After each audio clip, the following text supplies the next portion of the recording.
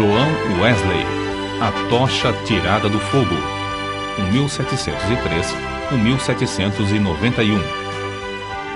O céu, à meia-noite, era iluminado pelo reflexo sombrio das chamas que devoravam vorazmente a casa do pastor Samuel Wesley. Na rua, ouviam-se os gritos: "Fogo! Fogo!" Contudo, a família do pastor continuava a dormir tranquilamente, até que os escombros ardentes caíram sobre a cama de uma filha, Hattie. A menina acordou sobressaltada e correu para o quarto do pai. Sem poder salvar coisa alguma das chamas, a família foi obrigada a sair casa afora, vestindo apenas as roupas de dormir, numa temperatura gélida. A ama, ao ser despertada pelo alarme, arrebatou a criança menor, Carlos, do berço. Chamou os outros meninos, insistindo que a seguissem, e desceu a escada. João, porém, que então contava 5 anos e meio, ficou dormindo. 3 vezes a mãe, Susana Wesley, que se achava doente, tentou debalde subir a escada.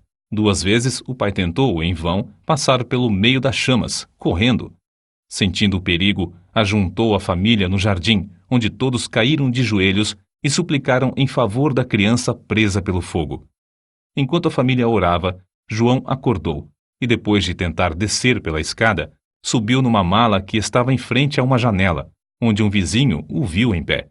O vizinho chamou outras pessoas e, juntos, conceberam o plano de um deles subir nos ombros de um primeiro, enquanto um terceiro subia nos ombros do segundo, até alcançarem a criança.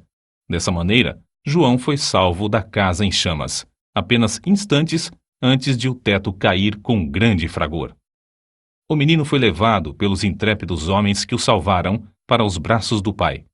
"Cheguem, amigos!" clamou Samuel Wesley ao receber o filhinho.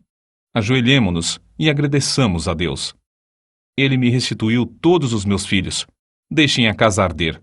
Os meus recursos são suficientes."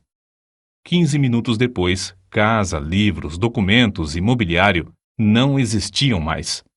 Anos mais tarde, em certa publicação, apareceu o retrato de João Wesley e, embaixo, a representação de uma casa ardendo com as palavras: "Não é este um tição tirado do fogo?" Zacarias capítulo 3, versículo 2. Nos escritos de Wesley foi encontrada uma referência interessante acerca desse histórico sinistro. Em 9 de fevereiro de 1750, durante um culto de vigília, cerca das 11 horas da noite, lembrei-me de que era esse o dia e a hora, havia 40 anos, em que me tiraram das chamas. Aproveitei-me do ensejo para relatar a maravilhosa providência. Os louvores e as ações de graças subiram às alturas, e grande foi o regozijo perante o Senhor. Tanto o povo como João Wesley já sabiam naquele tempo porque o Senhor o poupara do incêndio. O historiador Lecky nomeia o Grande Avivamento como sendo a influência que salvou a Inglaterra de uma revolução igual a que, na mesma época, deixou a França em ruínas.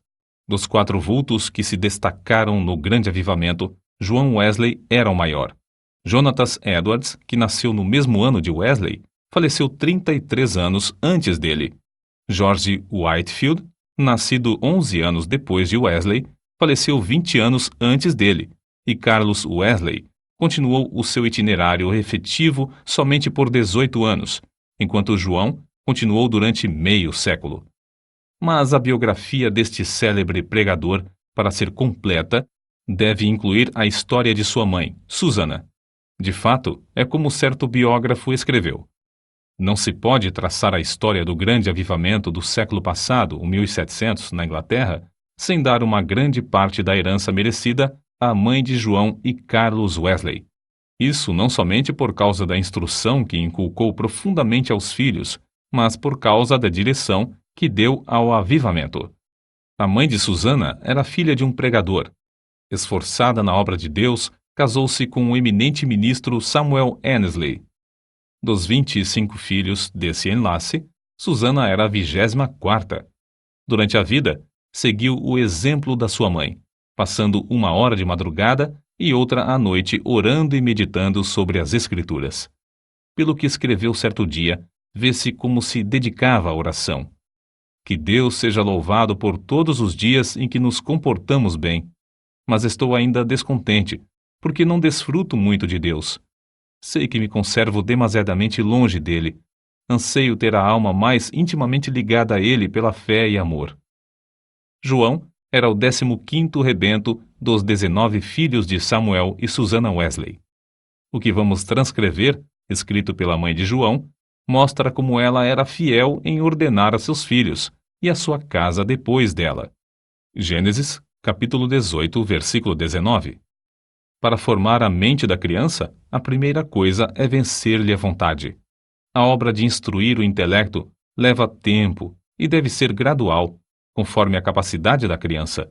Mas o subjugar-lhe a vontade deve ser feito de uma vez, e quanto mais cedo, tanto melhor.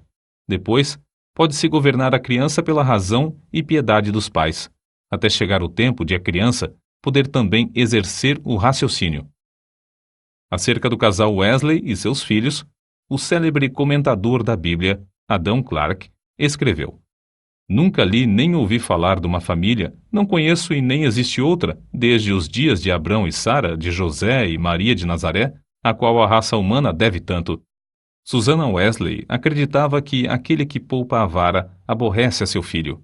Provérbios, capítulo 13, versículo 24. E não consentia que seus filhos chorassem em voz alta. Assim, apesar de a casa estar repleta de crianças, nunca havia tempos tristonhos nem balbúrdia no lar do pastor.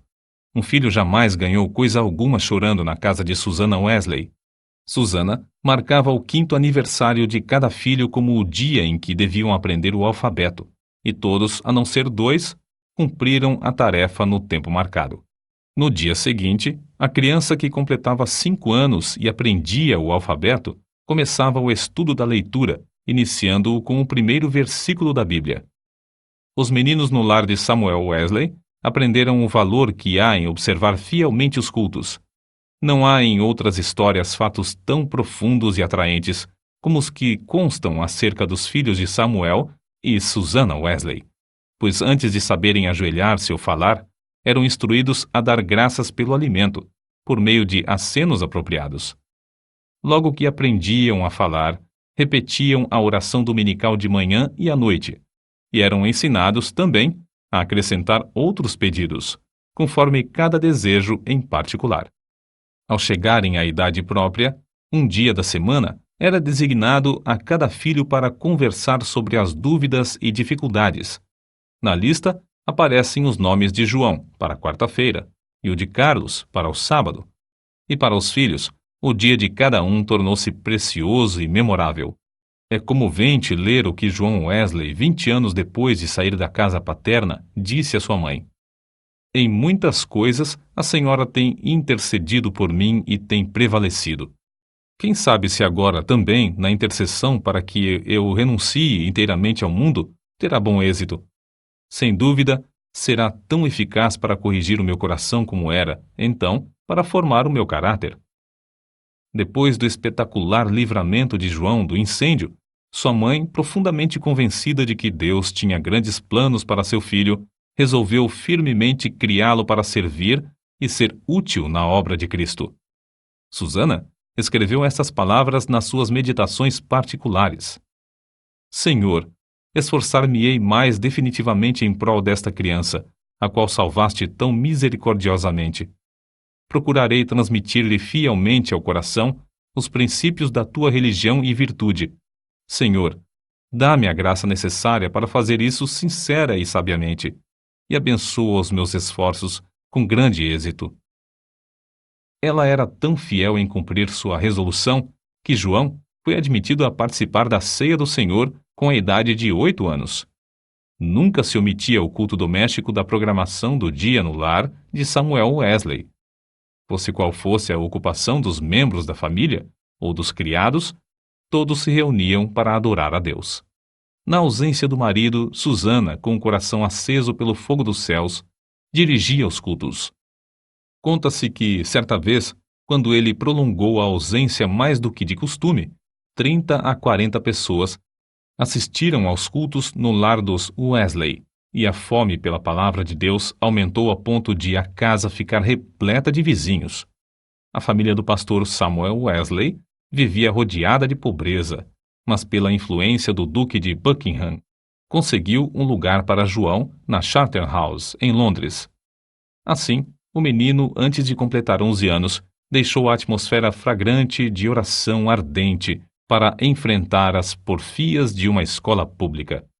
Contudo, não cedeu ao ambiente de pecado de que estava rodeado.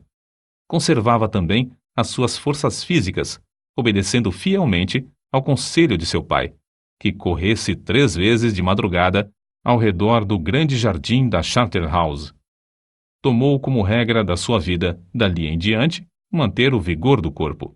Aos 80 anos, apesar de seu físico franzino, considerava coisa insignificante andar a pé 1,5 léguas para pregar. Conta-se um exemplo da influência que João exercia sobre seus colegas da Charterhouse.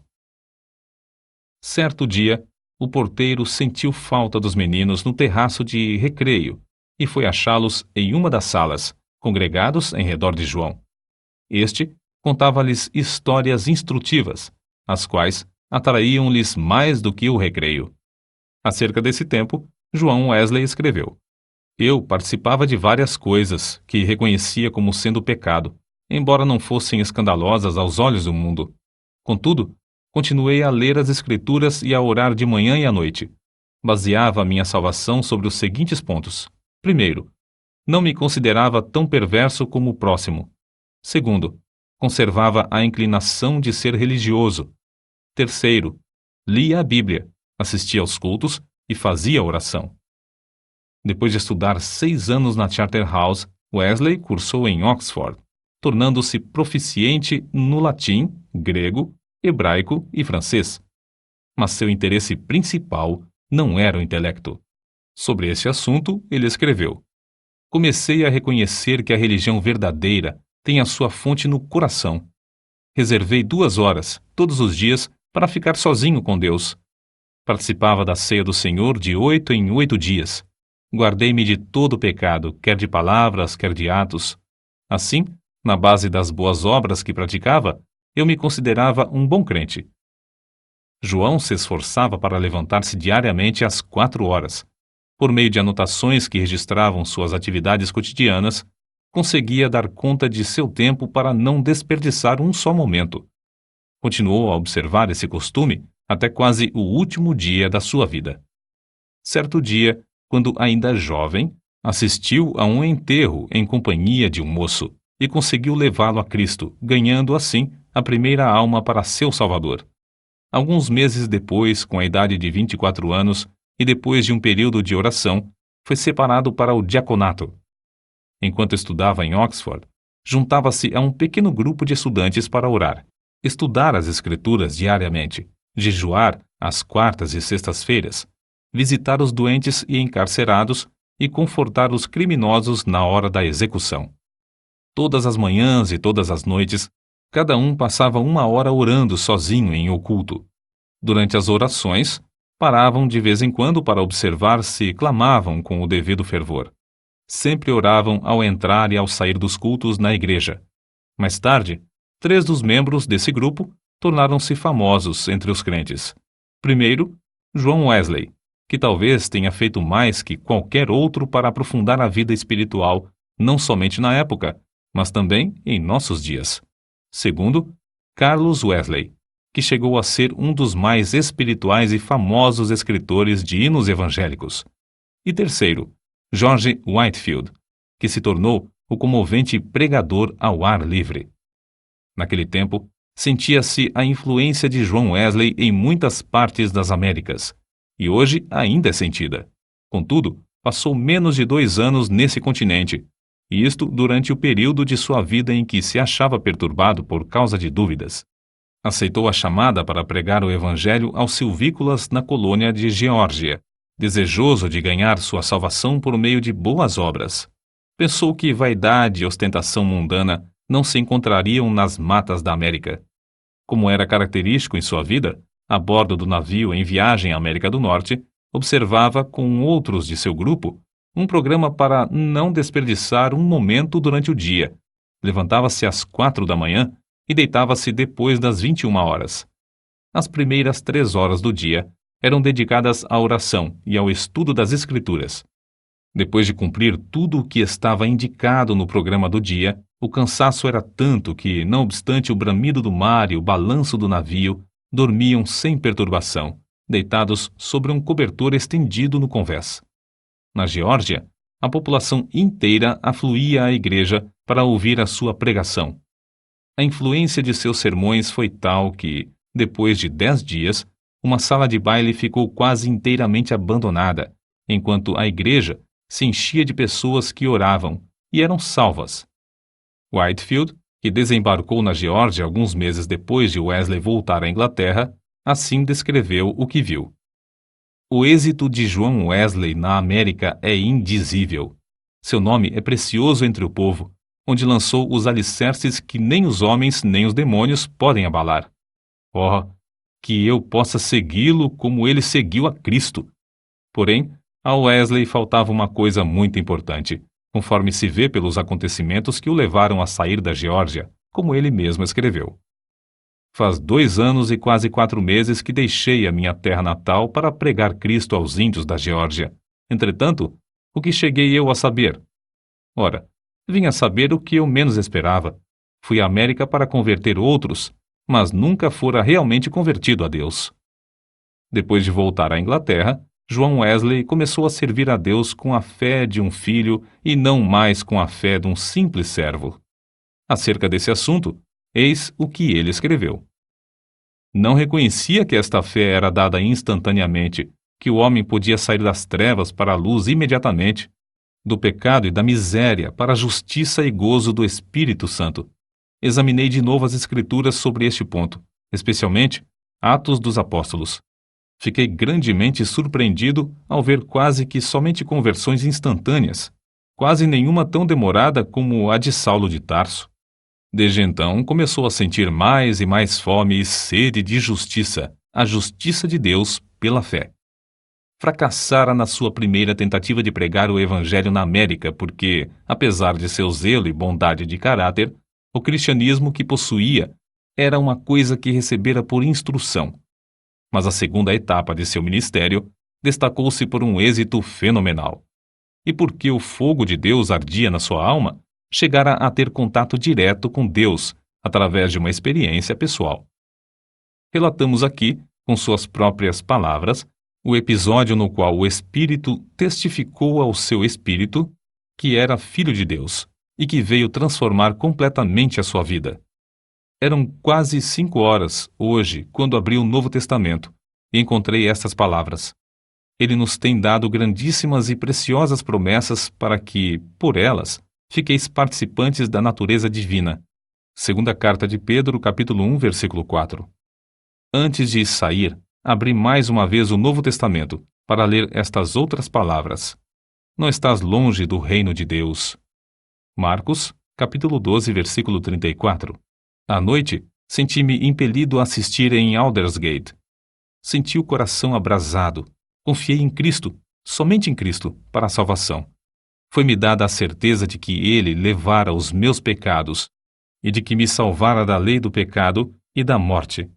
Comecei a orar com todas as minhas forças e testifiquei a todos os presentes do que sentia no coração. Depois dessa experiência em Aldersgate, Wesley aspirava a bênçãos ainda maiores do Senhor, conforme ele mesmo escreveu. Eu suplicava a Deus que cumprisse todas as suas promessas na minha alma. O Senhor honrou este anelo, em parte, não muito depois, enquanto eu orava com Carlos, Whitefield e cerca de 60 outros crentes, em Fetter Lane. São de João Wesley também estas palavras. Cerca de 3 horas da madrugada, enquanto perseverávamos em oração, Romanos capítulo 12, versículo 12, o poder de Deus nos sobreveio de tal maneira que bradamos impulsionados de grande gozo, e muitos caíram ao chão. A seguir, ao passar um pouco o temor e a surpresa que sentimos na presença da majestade divina, rompemos em uma só voz. Louvamos-te, ó Deus! Aceitamos-te como Senhor. Essa unção do Espírito Santo dilatou grandemente os horizontes espirituais de Wesley. O seu ministério tornou-se excepcionalmente frutuoso e ele trabalhou ininterruptamente durante 54 anos, com o coração abrasado pelo amor divino. Um pastor prega, em média, 100 vezes por ano, mas João Wesley pregou cerca de 780 vezes por ano, durante 54 anos. Esse homenzinho, de apenas 1,66 m de altura e pesando menos de 60 quilos, dirigia-se a grandes multidões e sob as maiores provações. Quando as igrejas lhe fecharam as portas, levantou-se para pregar ao ar livre. Embora enfrentasse a apatia espiritual quase geral dos crentes, a par de uma onda de devassidão e crimes no país inteiro, multidões de 5.000 a 20.000 afluíam para ouvir seus sermões. Tornou-se comum, nesses cultos, os pregadores acharem-se tão angustiados que gritavam e gemiam. Se materialistas célebres, tais como Voltaire e Thomas Paine, gritaram de convicção ao se encontrarem com Deus no leito de morte, não é de admirar que centenas de pecadores gemessem, gritassem e caíssem ao chão como mortos, quando o Espírito Santo os levava a sentir a presença de Deus. Multidões de perdidos, assim, tornavam-se novas criaturas em Cristo Jesus nos cultos de João Wesley. Muitas vezes, os ouvintes eram levados às alturas de amor, gozo e admiração. Recebiam também visões da perfeição divina e das excelências de Cristo, até ficarem algumas horas como mortos. Ver Apocalipse capítulo 1, versículo 17. Como todos os que invadem o território de Satanás, os irmãos Carlos e João Wesley tinham de sofrer terríveis perseguições. Em Moorfield, os inimigos do Evangelho acabaram com o culto, destruindo a mesa em que João subira para pregar, e o insultaram e maltrataram.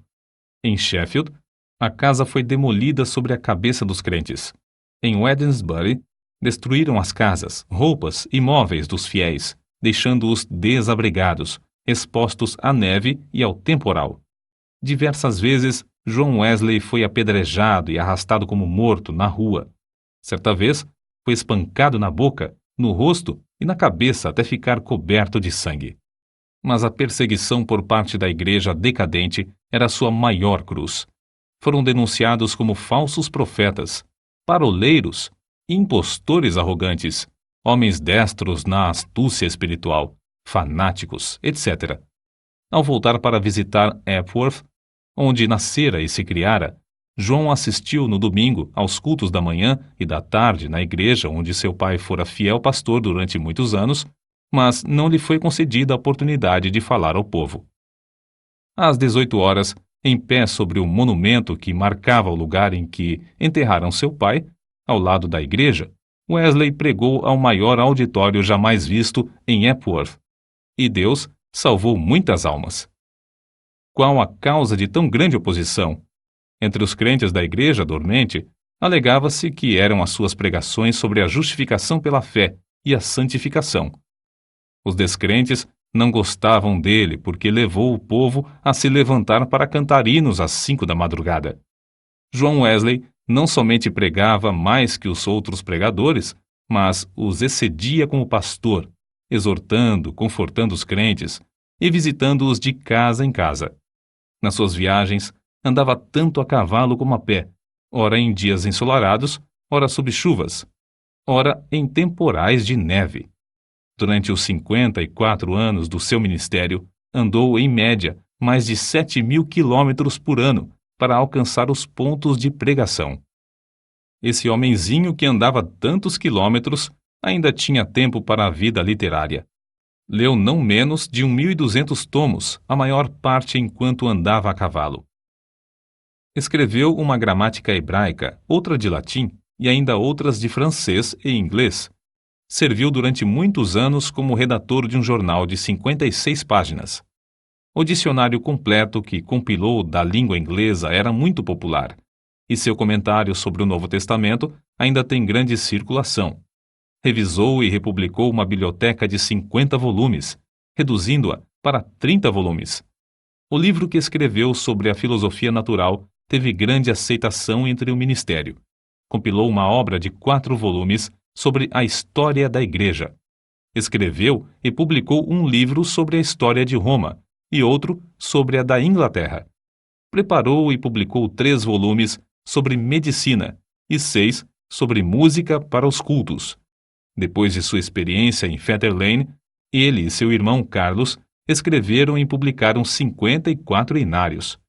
Disse que, ao todo, escreveu mais de 230 livros. Esse homem de físico franzino, ao completar 88 anos, escreveu: "Durante mais de 86 anos, não experimentei qualquer debilidade de velhice. Os olhos nunca escureceram, nem perdi o meu vigor." Com a idade de 70 anos, pregou a um auditório de 30.000 pessoas, ao ar livre, e foi ouvido por todos. Aos 86 anos, fez uma viagem à Irlanda, onde, além de pregar 6 vezes ao ar livre, pregou 100 vezes em 60 cidades.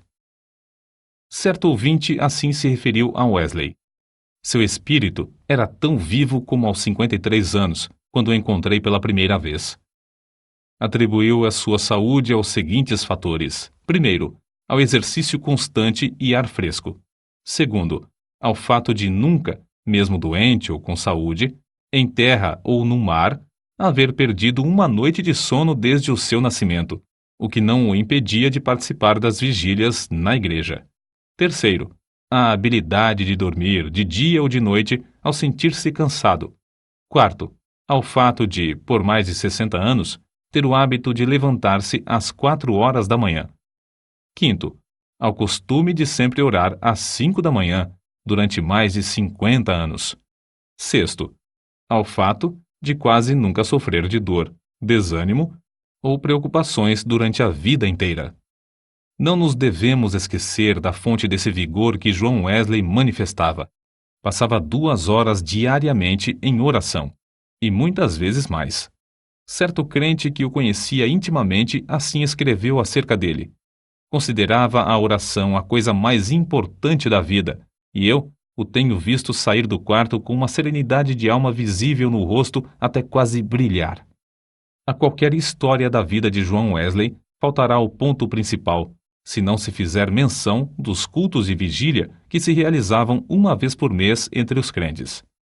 Esses cultos se iniciavam às 20 horas e continuavam até depois da meia-noite, ou até cair o Espírito Santo sobre eles. Baseavam tais cultos sobre as referências no Novo Testamento acerca de noites inteiras passadas em oração. Foi assim que alguém se referiu ao sucesso.